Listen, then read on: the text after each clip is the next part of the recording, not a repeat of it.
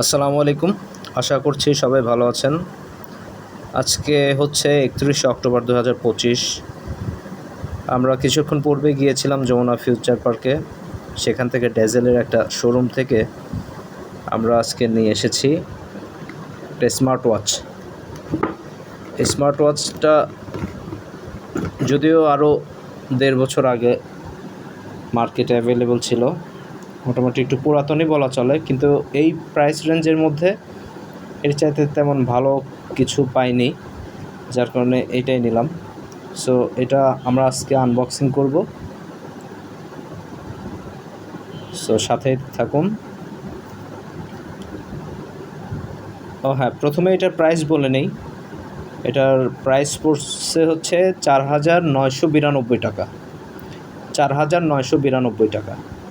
এটা হচ্ছে 3 মাস আপনার রিপ্লেসমেন্ট গ্যারান্টি, আর বাকি 1 বছর হচ্ছে ওয়ারেন্টি, সার্ভিস ওয়ারেন্টি আর কি। ডেজেল থেকে নিয়েছি।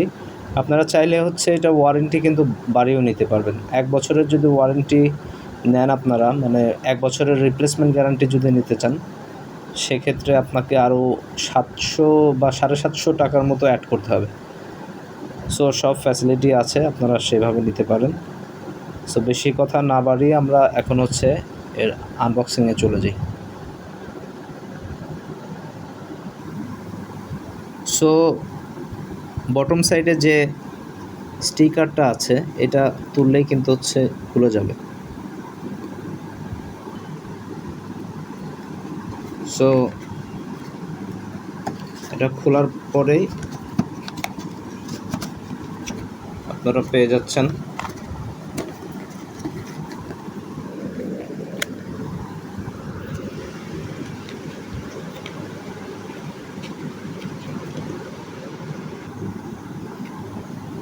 মানে জাস্ট সিম্পলি করা হয়েছে, তেমন কমপ্লেক্স কিছু না। জাস্ট বক্সটা খুলবেন, বক্স খোলার পরে আপনি ঘড়ি পেয়ে যাবেন। এটা হচ্ছে আমাদের অ্যামাজফিট পপ 3R। আর মানে হচ্ছে আপনার রাউন্ড শেপের যেটা সেটা, আর পপ 3S একটা আছে যেটা স্কোয়ার শেপে। স্কোয়ার শেপটা হচ্ছে এস দ্বারা প্রকাশ করে, আর হচ্ছে রাউন্ড শেপটা আর দ্বারা। এভাবে মডেল ডিফাইন করা আছে। সো এই হচ্ছে ঘড়িটা উপরের পাশ হচ্ছে আপনার মেটালের, মানে এসএসের। একটা বাটন দেখতে পাচ্ছেন, সরি, 2টা বাটন এটাতে, রাউন্ড শেপ যেটাতে, আর যেটা স্কোয়ার শেপ সেটাতে আপনার একটা বাটন। এই ব্যাক সাইড বা রিয়ার সাইডে কিন্তু এটা হচ্ছে পলিকার্বনেট বা প্লাস্টিক, আর এই যে চারপাশ এটা হচ্ছে এসএস মেটাল।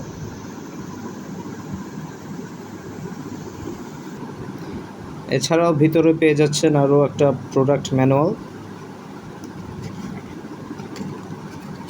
আর হচ্ছে এটার চার্জার পেয়ে যাবেন, এই যে এক কোনায় রাখা।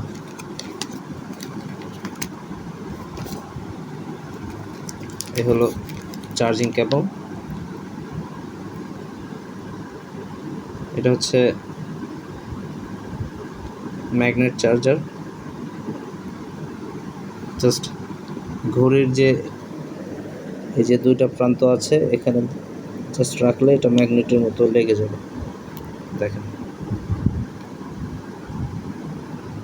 এটা চার্জ দিতে কিন্তু অবশ্যই আপনার একটা অ্যাডাপ্টার লাগবে। সো অ্যাডাপ্টার কিন্তু এটার সাথে দেওয়া নাই, আপনাদের আলাদা একটা অ্যাডাপ্টার লাগবে, সেটা যে কোনো মোবাইল চার্জার হলেই হবে। সো এই ছিল আজকের আনবক্সিং। ধন্যবাদ সবাইকে।